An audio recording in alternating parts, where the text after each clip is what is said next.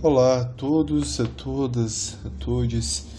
É, nesse áudio, eu gostaria de fazer uma exposição detida à temática da nacionalidade brasileira. Antes do início da exposição, propriamente dito, eu acho válido salientar que isso daqui é a sistematização de um estudo. Que por conseguinte, eu me coloco na posição de um aprendiz que está sujeito a incorreções, insuficiências, imprecisões e demais defeitos na minha exposição, seja pela própria exposição, e pela falta de qualidade na explanação da temática, ou mesmo por uma falta de compreensão da minha parte que me leva a uma explicação incorreta. Para todos esses casos, eu gostaria de ser alertado. E para tal eu me disponho à comunicação pelo meio do YouTube, E ficarei muito feliz de saber se tem algum problema na minha explanação. Para além disso, tratando de alguns pontos mais metodológicos da exposição, o itinerário que eu irei seguir vai primeiro versar sobre os conceitos atinentes à nacionalidade em geral, e para tal eu tratarei justamente de um conhecimento que é doutrinário do direito internacional público, e eu me valho dos conhecimentos consolidados no curso de Direito Internacional Público do Valério de Oliveira Mazzuoli. E esse será o primeiro ponto do nosso itinerário, que depois nós iremos já partir para a nacionalidade brasileira em específico, em que nós iremos versar sobre 3 momentos dessa nacionalidade, que é o momento da aquisição, tanto da aquisição originária quanto da aquisição derivada, sendo a primeiro o caso dos brasileiros natos e a segunda do caso dos brasileiros naturalizados. Tal como depois nós iremos tratar também do segundo momento, que é a perda da nacionalidade, tanto da perda da nacionalidade, da condição de brasileiro nato, quanto da perda da condição de um brasileiro naturalizado. E, enfim, iremos tratar também da reaquisição.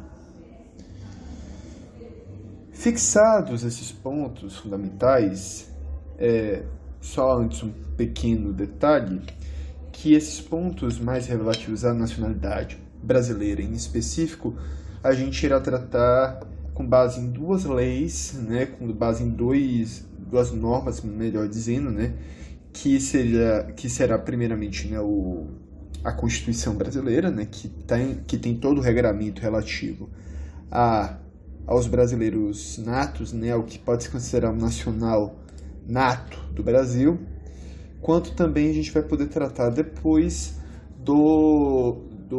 da Lei de Migração de 2017, que vai tratar mais detidamente da naturalização e também dos outros pontos que nós vamos tratar aqui.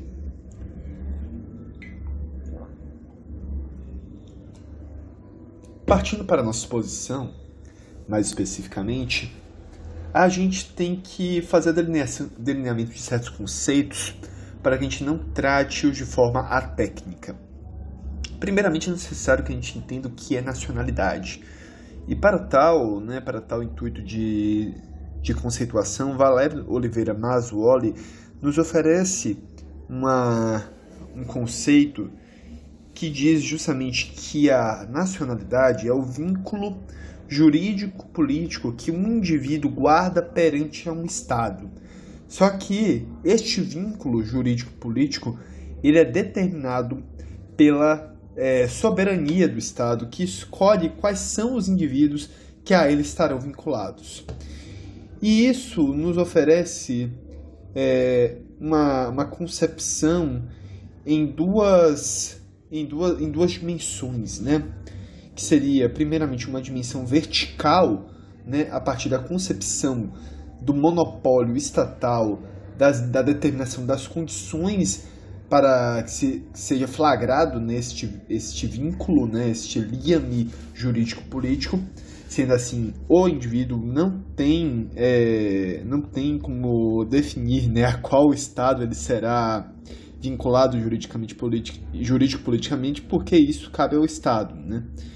Essa primeira dimensão vertical, ela vai partir de um preceito, né, que é justamente que o sujeito está subordinado desde esse primeiro momento, né, de que vai ser atribuído a ele a condição de um nacional, né, de uma nacionalidade, ele já está subordinado à esfera de influência da soberania de um Estado nacional. E sendo assim, ele é parte desse Estado, né? Ele está sujeito à soberania desse Estado.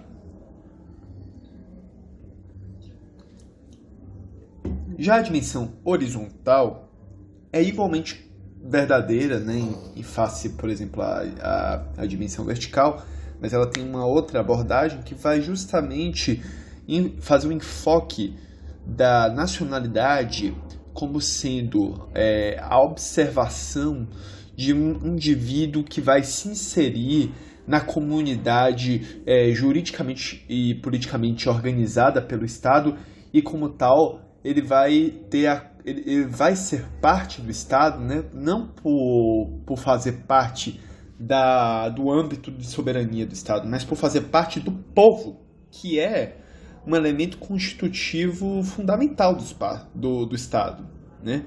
Se a gente bem lembra das definições, né, da definição do que é o Estado, né, a gente vai lembrar das condições, que é justamente um território delimitado, um povo e um governo, né, que pode se exprimir também como uma soberania nacional, né? E justamente a questão da nacionalidade, ela vai se vincular ao elemento povo, né? Ao elemento povo no sentido de que o sujeito, ao nascer, vai se inserir em uma comunidade que é juridicamente, politicamente organizada nesse Estado e que, por sua vez, o Estado reconhece essa realidade, esse fato jurídico, né? E atribui, a partir desse reconhecimento, a condição de nacional a esse sujeito que nasce, né? E aí, que nasce ou, como depois nós vamos ver, também que se naturaliza, né? Que é uma forma de você se inserir nessa comunidade jurídico-política a posteriori, né? Depois do nascimento. É também possível, mas é que a gente normalmente tem maior facilidade de visualizar a forma... A gente tem uma maior facilidade de visualizar essa ideia da nacionalidade a partir do nascimento, justamente porque é o momento que certamente nós teremos uma nacionalidade, né? Não é certo que nós nos naturalizemos em outro estado. Na maioria das vezes é bastante improvável. Mas é certo que pelo menos uma nacionalidade, né? Ou pelo menos é esperado que pelo menos uma nacionalidade a gente tenha desde o nascimento, né?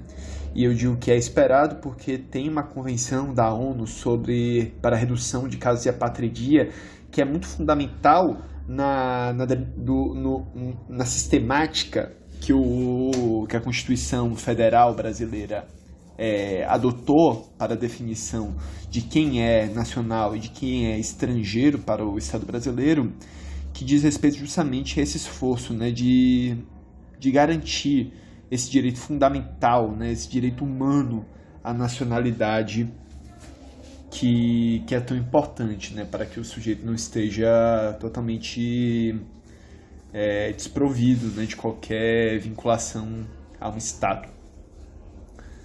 E aí, fechando esse primeiro momento em que a gente conceitua a nacionalidade e retomando que o conceito que nós utilizaremos é o conceito do Valério de Oliveira Mazzuoli, que é a vinculação jurídico-política de um indivíduo a um Estado sendo determinado do segundo ao primeiro, vamos ter que fazer também algumas distinções, porque muitas vezes a gente trata da nacionalidade com outros nomes, né, de forma imiscuída, misturada, e que pode levar a algumas confusões.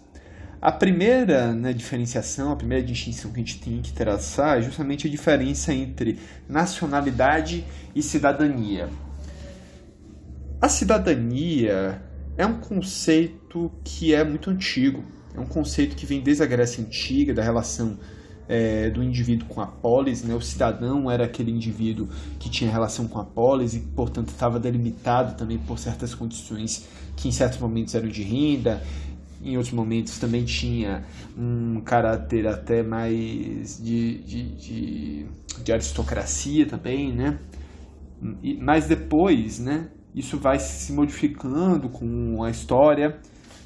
Mas para a discussão que nós estamos querendo propor aqui, dois marcos históricos desse itinerário da construção do conceito de cidadania são muito importantes para que a gente entenda do que a gente está tratando quando a gente fala de cidadania, que é, primeiramente, 1789, né, quando os revolucionários franceses, né, eles vão fazer a Declaração dos Direitos do Homem e do Cidadão, e que o nome, né, dessa declaração ele já é indicativo tanto do espírito do seu tempo quanto, né, da própria de uma distinção fundamental, né, que deve ser feita, que é a do homem e do cidadão, né? E aqui homem, é bom a gente salientar isso, é homem sexo masculino, né?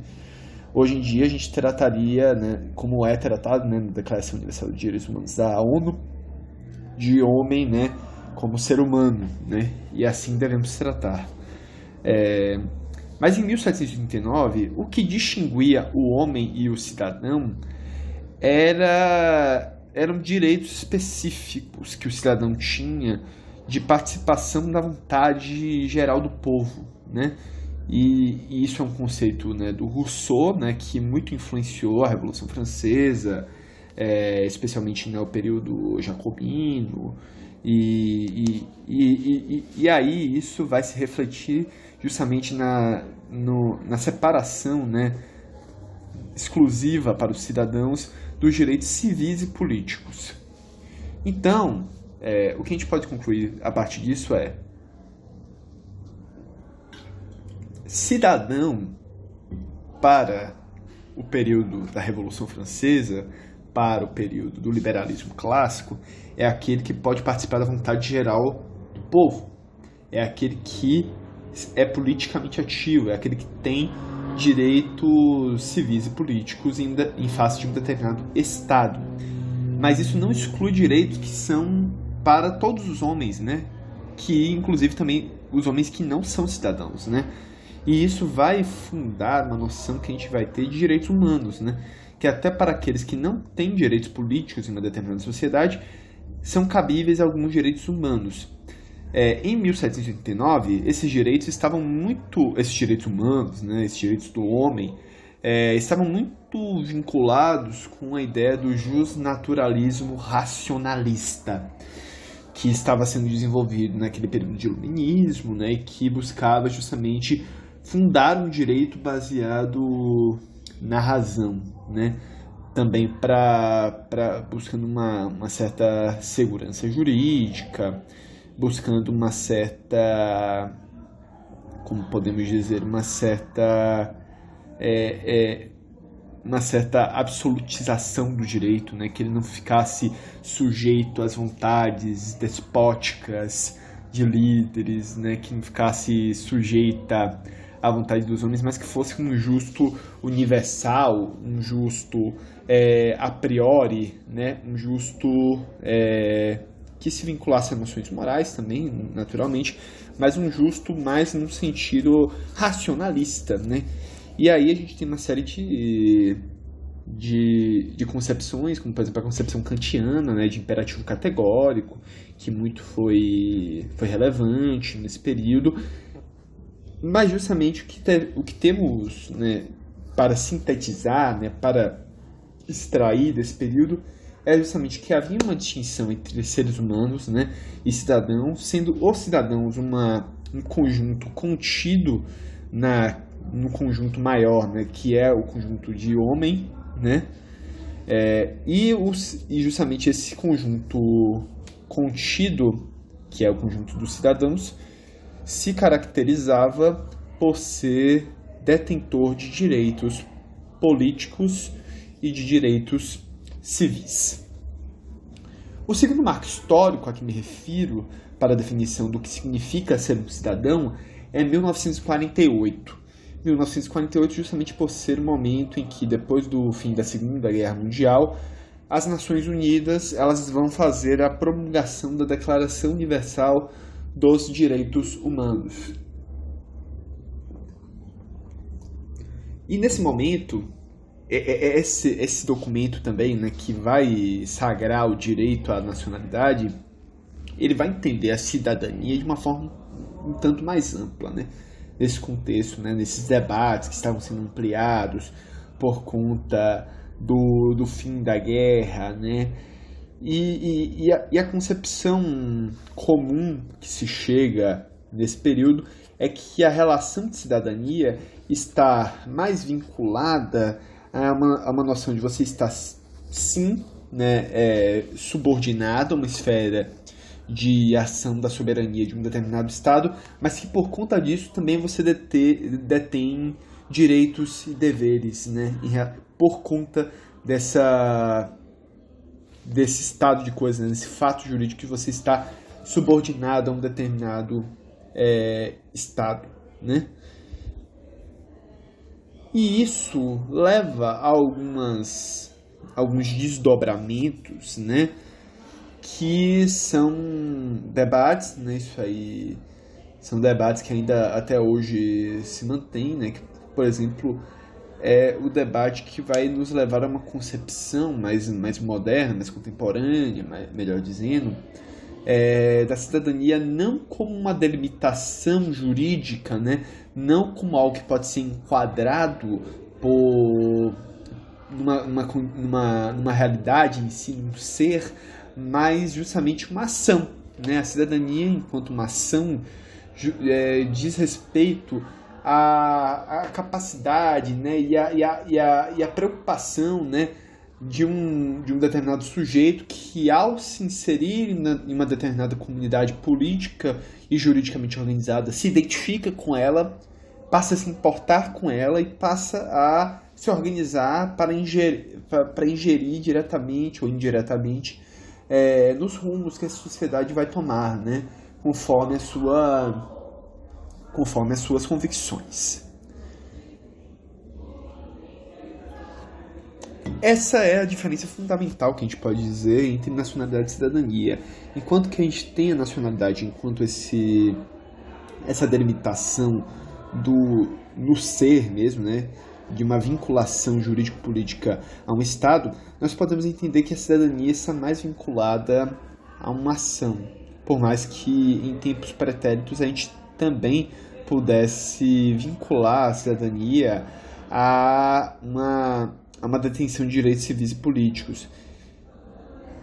E aí a gente pode passar agora, né, a fazer uma outra distinção, que é a distinção entre nacionalidade e naturalidade. Essa distinção é mais fácil, né? Essa distinção ela diz respeito, enquanto a nacionalidade ela diz respeito ao vínculo jurídico-político de um indivíduo com relação ao Estado, a naturalidade é o lugar em que o sujeito nasce, de forma bastante simples, né?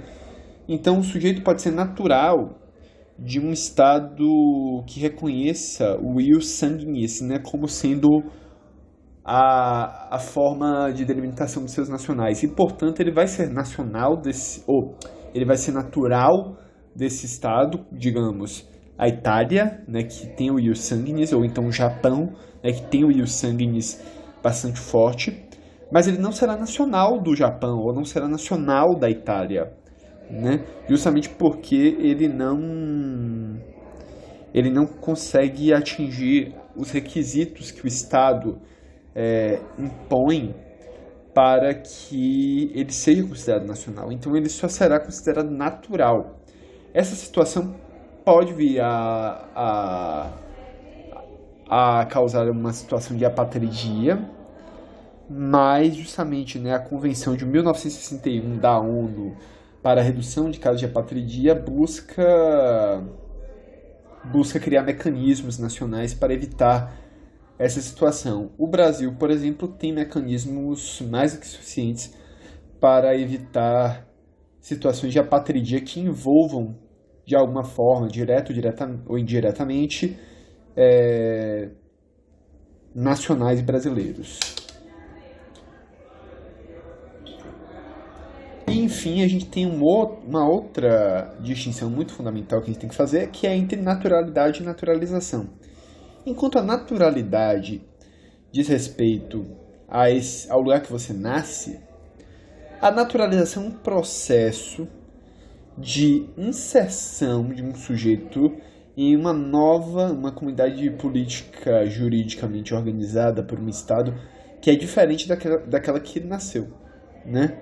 Então, o sujeito, digamos, ele nasce na Espanha e ele vem para o Brasil, ele fica muitos anos no Brasil, passa a falar o português, passa a manter relações da vida civil no Brasil, passa a manter relações pessoais, começa a namorar, vem a se casar, vem a ter filhos, e com isso ele se naturaliza. Apesar de ele não ser natural brasileiro, ele é naturalizado. Então, mesmo que ele não tenha nascido no Brasil, ele vai poder ser naturalizado e, inclusive, vir a adquirir, né, de forma derivada, a sua nacionalidade brasileira, que é justamente do que nós vamos tratar agora, né? Já que nós terminamos esse primeiro bloco sobre os conceitos, nós iremos tratar agora sobre o bloco da aquisição da nacionalidade brasileira, né? E aqui, nesse primeiro momento, a gente vai falar da aquisição da nacionalidade nata, né? Dos brasileiros natos. E essa aquisição originária, melhor dizendo, né? Essa aquisição de nacionalidade originária, ela é regulada pela Constituição. Em seu artigo 12, parágrafo 1º, no inciso 1º, e nas alíneas A, B e C. Antigamente haviam mais hipóteses, mas essas foram revogadas em uma emenda constitucional da década de 90. Então nós não iremos tratar aqui porque não nos vem ao caso, mas as três que nós vamos tratar aqui já nos oferecem uma sistemática bastante interessante de como a gente vai determinar se um sujeito que nasce, ele será brasileiro ou será estrangeiro. E a gente, para fazer essa determinação, tem que trabalhar com 3 variáveis fundamentais. Essas variáveis são, primeiramente, o local de nascimento do sujeito. E aí tem 2 possibilidades. Ou o sujeito nasce no Brasil, ou o sujeito nasce fora do Brasil. Depois a gente vai ter que observar a nacionalidade dos pais do sujeito que nasce. E a gente tem que ver se são nacionais brasileiros ou se são estrangeiros. E, enfim, a gente vai ter que observar se há relação de serventia dos pais do sujeito com o estado de origem. E aqui a gente vai ter que observar isso tanto se for pais brasileiros em relação de serventia com o estado brasileiro, quanto se for também pais estrangeiros em relação de serventia com o estado estrangeiro que lhe for de origem. Correto? As hipóteses, elas são arroladas, né, no inciso 1º e nas alíneas correspondentes do artigo 12 da Constituição, como já dito. E nós iremos fazer uma leitura sistemática, começando pela linha A, que diz: os nascidos na República Federativa do Brasil, ainda que de pais estrangeiros, desde que estes não estejam a serviço do seu país, serão brasileiros.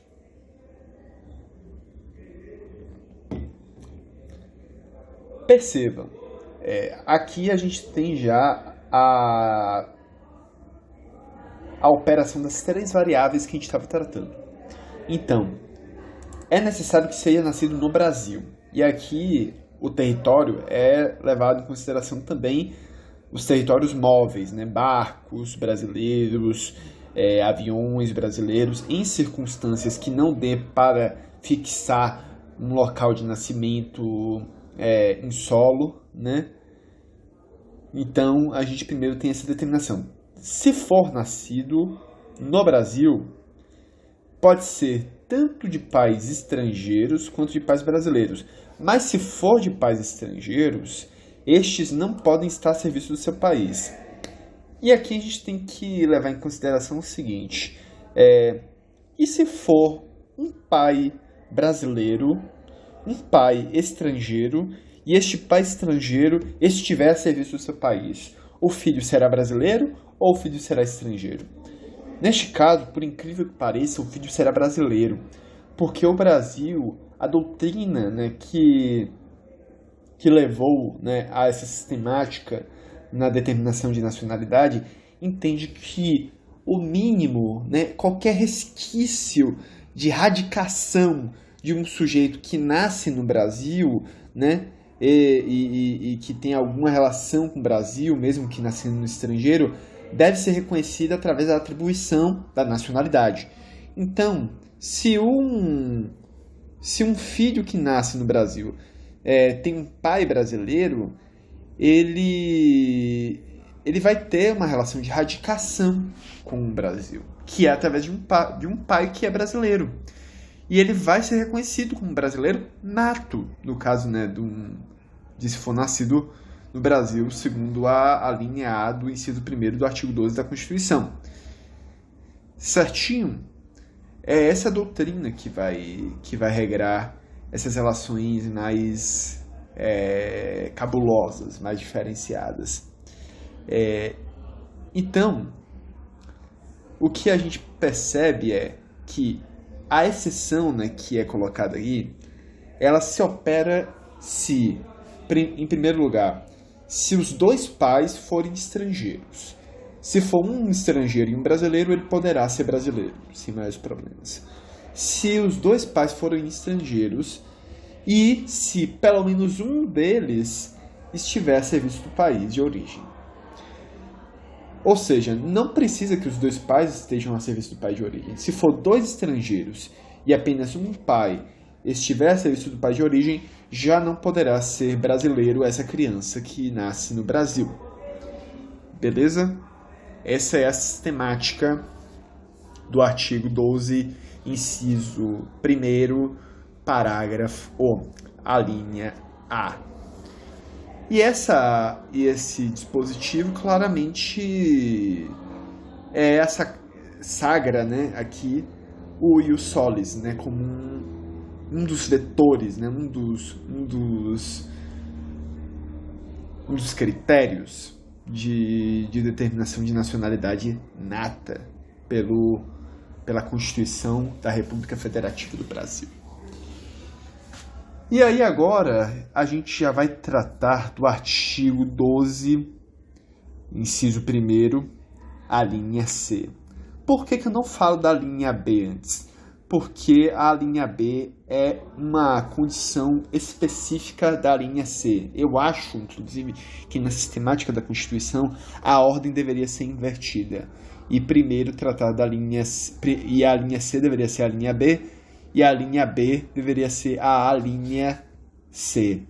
Mas o fato é que a linha B ela é uma condição mais restrita do que a linha C, né? Então vamos primeiro tratar do que há de mais amplo para depois a gente especificar. E a linha C diz o seguinte: vai dizer que serão brasileiros os nascidos no estrangeiro, de pai brasileiro ou de mãe brasileira, desde que sejam registrados em repartição brasileira competente ou venham a residir na República Federativa do Brasil e optem em qualquer tempo, depois de atingir a maioridade, pela nacionalidade brasileira. Aqui a gente tem uma série de determinações, né? Primeiramente, né, que é a primeira variável que vai ser operada é justamente o local de nascimento do sujeito. Esse sujeito será nascido no estrangeiro, de pai brasileiro ou de mãe brasileira. Não é necessário que seja os dois pais brasileiros. Se for só um pai ou a mãe brasileira, ele poderá ser brasileiro. Mas aqui há também uma condição que ele coloca, né, que é justamente que ele deve ser registrado em repartição brasileira competente, que mais especificamente, né, será a repartição consular, ou aí a outra condição, e essas condições são alternativas, não necessariamente precisa estar registrado em repartição brasileira competente para que a segunda condição venha se flagrar. A segunda condição, ela pode se flagrar a posteriori, independentemente da segunda, e não opera decadência nem prescrição. A segunda condição é justamente que esse sujeito que foi nascido no estrangeiro de pai brasileiro ou de mãe brasileira e que não foi registrado em repartição brasileira competente no estrangeiro ao nascer, ele pode voltar para residir na República Federativa do Brasil e optar, depois de atingida a maioridade, pelo recebimento da nacionalidade brasileira nata em qualquer tempo. E aí é por isso que eu digo que não opera nem para prescrição e nem decadência, porque não há prazo. Você pode, a qualquer tempo, depois de atingida a maioridade, se não tiver sido registrado em repartição brasileira competente no exterior, voltar para o Brasil e optar pela nacionalidade brasileira nata, desde que você venha para residir. E esse é um ponto fundamental dessa linha que determina, né, se vai ser ou não vai ser dada essa nacionalidade brasileira. O retorno deve ser para a residência, não especificamente, não para qualquer fim. Tem que voltar para residir. E aí, pautando agora, né, o artigo 12, inciso 1º, a linha B, né, que é essa condição mais restritiva, ele vai tratar dos casos dos sujeitos que são nascidos no estrangeiro, de pai ou mãe brasileira, e que estão a serviço da República Federativa do Brasil. Mais especificamente, agentes, né, do Serviço Exterior Brasileiro, diplomatas, auxiliares de chancelaria, oficiais de chancelaria, todos os funcionários, né, todos os agentes que estiverem a serviço da República Federativa do Brasil no estrangeiro, se tiver nascido um filho, né, e aí pode ser tanto de um pai ou da mãe, né, não precisa ser dos dois, ele será brasileiro, e ele será brasileiro incondicionalmente. Não há qualquer fixação aqui de condição para o reconhecimento da nacionalidade originária brasileira a essas crianças que nascem no estrangeiro, filhos de pai ou de mãe brasileiro a serviço do Brasil. Nem mesmo de registro em repartição brasileira competente. Então mesmo pode retornar ao Brasil, registrar no Brasil, e ele será reconhecido como brasileiro nato, sem qualquer embaraço.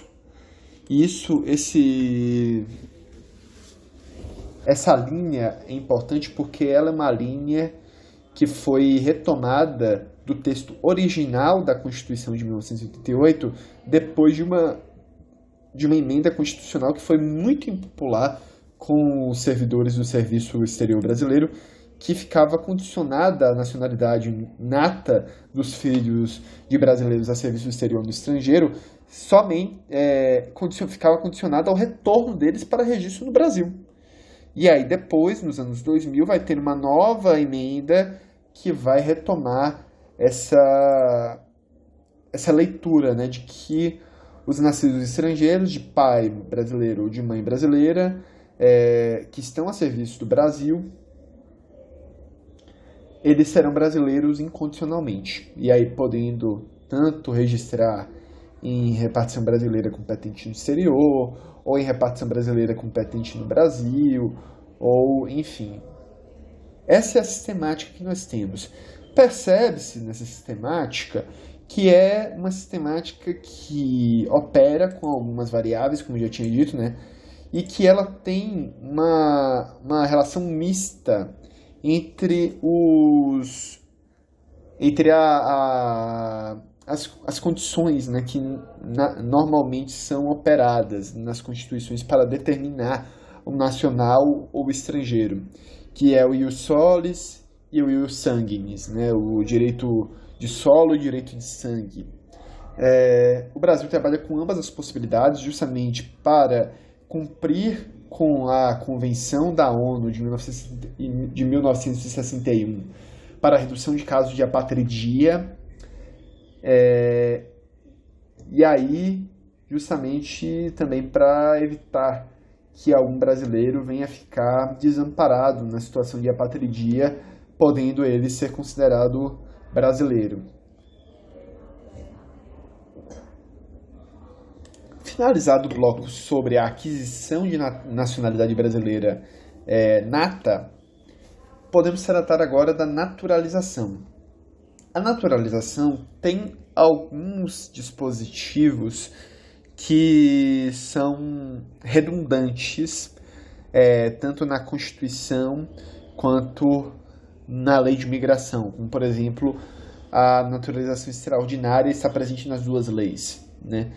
E aí o que ocorre é justamente que eu vou tratar das hipóteses previstas primeiramente na Lei de Imigração, porque elas são melhor descortinadas na Lei de Imigração do que na Constituição. A Constituição é mais generalista no trato dessas condições.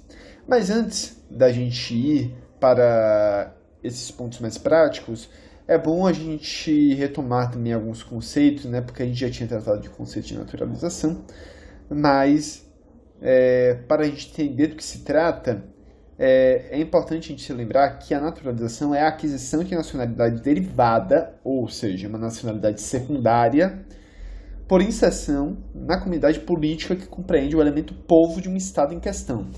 E isso nos remete justamente à dimensão horizontal, né, horizontalista, do conceito de nacionalidade proposto por Valério Mazzuoli em seu curso de Direito Internacional Público. Certo? Então, dado esse conceito, nós podemos agora operar as hipóteses de naturalização ordinária ou de naturalização de acordo com as suas qualificações. E nós temos na esquemática, né, na sistemática da Lei de Imigração, 4 hipóteses de naturalização, sendo elas naturalização ordinária, naturalização extraordinária, naturalização especial e a naturalização provisória.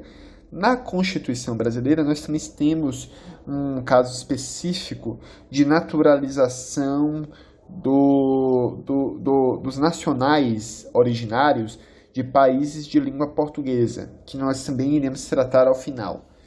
E aí, para que a gente dê início a essa jornada, trataremos agora da naturalização ordinária, que é justamente uma naturalização ordinária por não incluir qualquer condição prévia para que ela se opere. Então, basta que se observem os requisitos para que se opere, mas não há nenhuma restrição específica para que haja uma naturalização ordinária.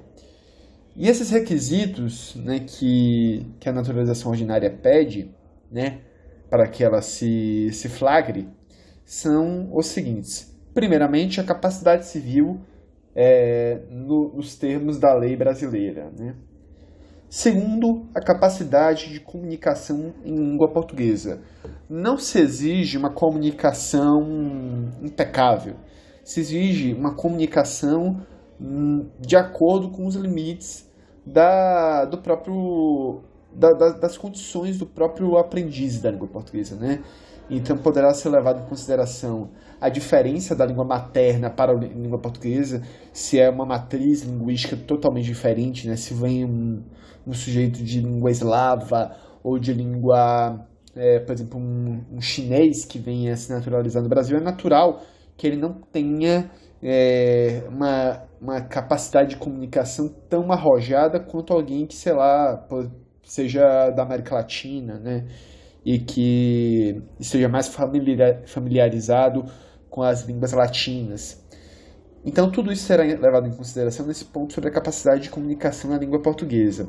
Não se exige uma comunicação impecável, se leva em consideração as condições concretas, né, de aprendizado, as condições concretas da relação da língua materna com a língua portuguesa, do sujeito que está em naturalização. O terceiro requisito é não haver condenação criminal desse sujeito ou ele está em condição de reabilitação. E, por fim, são necessários 4 anos de residência no Brasil. Só que esses 4 anos de residência, há hipóteses em que ele pode ser reduzido para até 1 ano.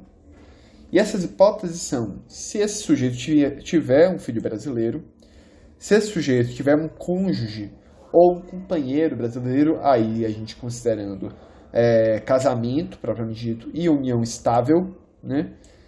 Desde que não haja uma separação legal dos dois, né? No momento em que vai ser concedida a naturalização a ele. Então, se no momento em que for receber a naturalização ele estiver legalmente separado do seu cônjuge brasileiro, ele não poderá recebê-lo. A outra hipótese de redução do tempo de residência para a naturalização é a prestação ou a capacidade de prestação de serviços relevantes ao Brasil. E, enfim, a última hipótese é a recomendação por capacidade profissional, científica ou artística. Essa é a naturalização ordinária e é importante que se leve em consideração que esses três primeiros requisitos serão comuns nas outras formas também, nas outras hipóteses de naturalização, na especial, enfim. Então é importante que se lembre desses três com mais força, né, com mais contundência. Passando para a naturalização extraordinária, que também é prevista na Constituição, a gente tem uma condição para que ela seja possível. E essa condição é que o tempo de residência ininterrupta desse sujeito no Brasil seja de mais de 15 anos. E o que ocorre com a observação dessa condição é que haverá apenas um requisito para que ele se naturalize extraordinariamente, que é ele não ser condenado penal ou ser reabilitado, né, que é justamente o que a gente estava tratando antes. Então, ele nem sequer precisa ter uma comunicação em língua portuguesa, não precisa ser civil, com capacidade civil na lei brasileira. Só que o que eu entendo desse tempo que se estipula, né, de 15 anos, é que essas questões que são aqui colocadas como requisitos acabam sendo pressupostas na naturalização extraordinária.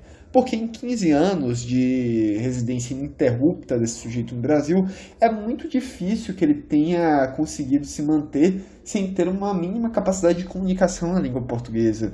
Ou então, né, por conta desse tempo, né, é esperado que ele tenha atingido a capacidade civil, né, de acordo com a lei brasileira, que tenha conseguido alcançar a maioridade, né?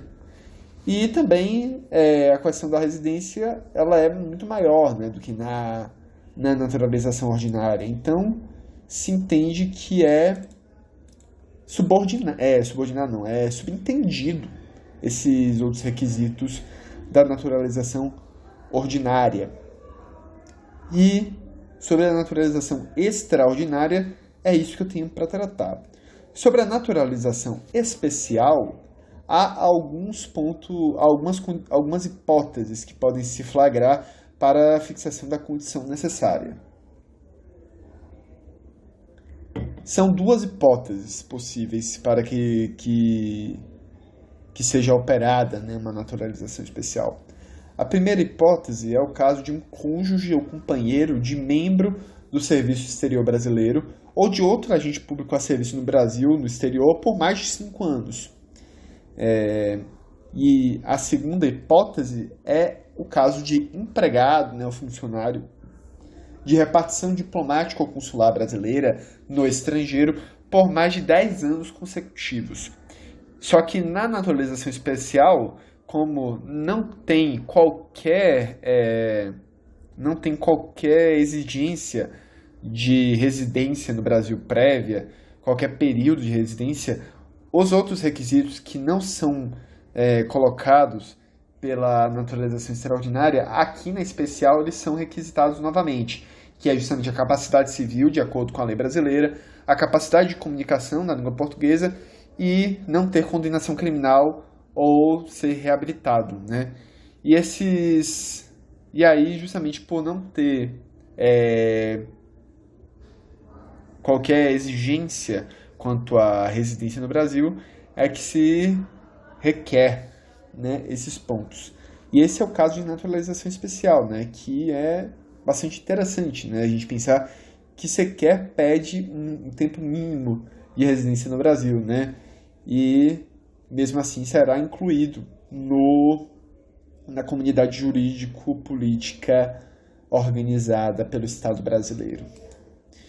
E por fim, a gente tem a naturalização provisória, que a naturalização provisória ela é um caso muito específico de crianças menores de 10 anos que migram para o Brasil para fixar residência. E, para estes casos, o representante legal dessa criança menor de 10 anos poderá requerer, diante das autoridades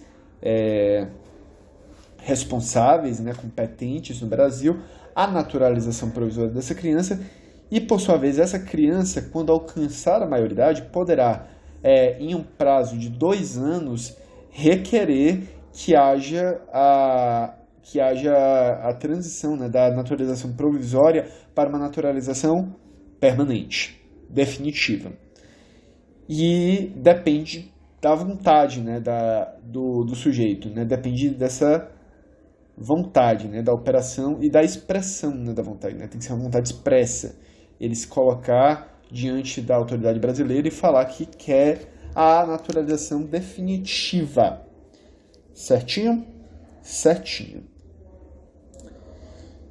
E aí nós finalizamos a sistemática brasileira da lei de migração, né, para a naturalização, e fica sobrando justamente o ponto que eu tinha tratado no início sobre a naturalização de nacionais originários de países de língua portuguesa. Para estes nacionais, né, para estes sujeitos, só se exige 1 ano de residência no Brasil, 1 ano ininterrupto, e idoneidade moral, que é um critério muito subjetivo, mas que é o critério constitucional sagrado no dispositivo aqui tratado. Então, finalizamos o ponto sobre naturalização. Percebe-se que é uma sistemática com algumas complexidades, né? Mas que busca justamente localizar esses sujeitos que estão se inserindo na comunidade política brasileira para que lhes seja reconhecida a condição de nacionais. E, portanto, né, uma vez finalizado o ponto sobre a naturalização e o ponto sobre os brasileiros natos, nós finalizamos o ponto sobre a aquisição da nacionalidade brasileira e agora já vamos fazer o nosso movimento para a perda da nacionalidade brasileira.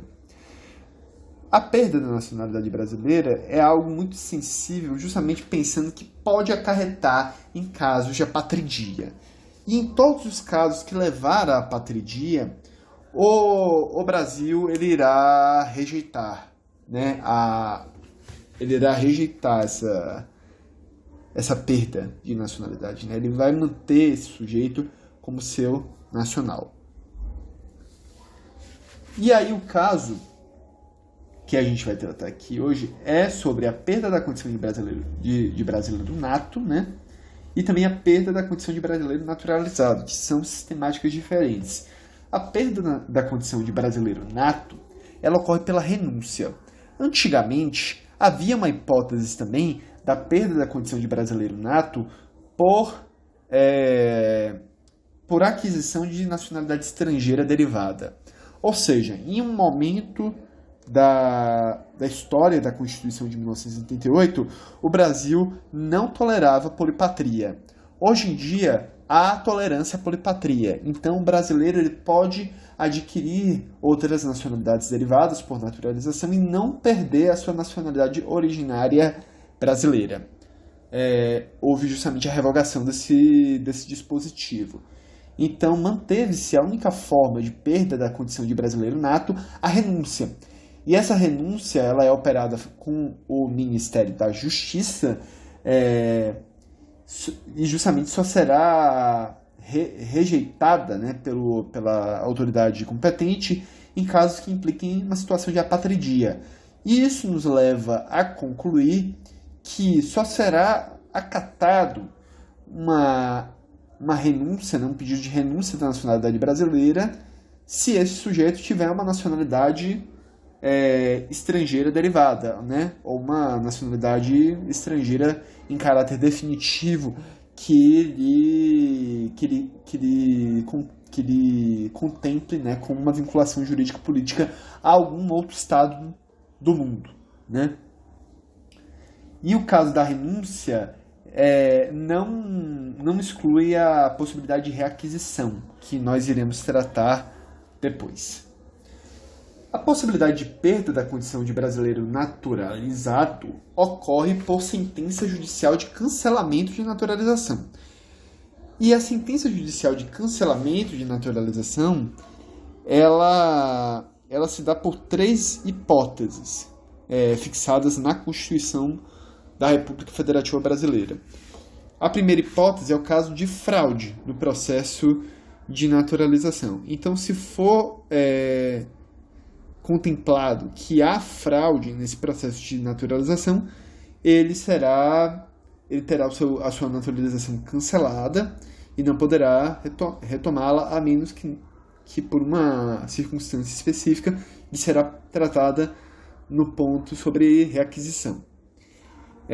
A segunda hipótese, né, dessa sentença judicial de cancelamento da naturalização é o caso de um brasileiro naturalizado que atenta contra a ordem constitucional, que vai se conectar, por sua vez, com a terceira hipótese, que é um brasileiro que vai atentar contra o Estado democrático de direito, né? São hipóteses conectadas, geralmente vêm juntas, né? E essas são as duas possibilidades de perda, né? Uma possibilidade relativa à perda da condição de brasileiro nato e a outra da condição de brasileiro naturalizado. E aqui nós finalizamos o ponto sobre perda e já passamos à questão do ponto sobre a reaquisição de nacionalidade brasileira. E a reaquisição de nacionalidade brasileira nata ocorre em um caso muito específico que, primeiramente, vai estar se referindo a um brasileiro que pediu a renúncia, né? A esse brasileiro que pediu a renúncia, ele vai ter a possibilidade de reaver a sua nacionalidade brasileira se a condição que ensejou a sua renúncia for desconstituída. Então, a título de exemplo, se ele perder a nacionalidade estrangeira derivada que ele decidiu manter em detrimento da nacionalidade brasileira, ele poderá reaver a nacionalidade brasileira para não estar em uma situação de apatridia. Esse é um caso. E, enfim, outras motivações, né, outras razões que venham a ser desconstituídas, né, poderão ser argumentadas frente às autoridades competentes para a requisição da condição de brasileiro nato, né? E aí a gente tem a questão também, que a gente estava tratando antes, né, de que havia uma outra hipótese de perda de nacionalidade nata brasileira, né, que era por aquisição de uma outra nacionalidade estrangeira, né, num momento em que a Constituição brasileira ela não tolerava a polipatria. E essa é a hipótese que também está prevista no texto constitucional e também nas decisões dos tribunais, de reaver, né, depois da PEC que revogou esse dispositivo, que não tolerava a polipatria, que os brasileiros que tivessem perdido a sua nacionalidade brasileira por essa razão poderiam reaver com solicitação à autoridade competente. Enfim, a requisição da condição de brasileiro naturalizado, ela só pode se operar com ação rescisória, né, que vá em contrariedade à decisão da sentença de cancelamento da naturalização. E aí é justamente o que eu estava falando antes, né, que era a forma do sujeito naturalizado poder retomar a condição de brasileiro, a única possibilidade, né, que é essa ação rescisória, e sem a qual ele não poderá voltar a ser brasileiro, né? Então, gente, companheiros e companheiras, essa era a aula que eu tinha para passar para vocês hoje. Este foi o ponto, né, sobre a nacionalidade brasileira, sobre a sistemática de aquisição de nacionalidade originária, de nacionalidade derivada, naturalização, a condição de brasileiro nato, a condição de brasileiro naturalizado. É certo que essa aula tem insuficiências, pode vir a ter erros, pode vir a ter outros problemas. Então, eu gostaria de ser informado sobre esses eventuais problemas que venham a aparecer nessa aula, e eu fico à disposição para tratá-los sem maiores problemas, né, com toda a honestidade intelectual que eu posso vos oferecer. Eu agradeço pela atenção, eu agradeço pela companhia e muito obrigado.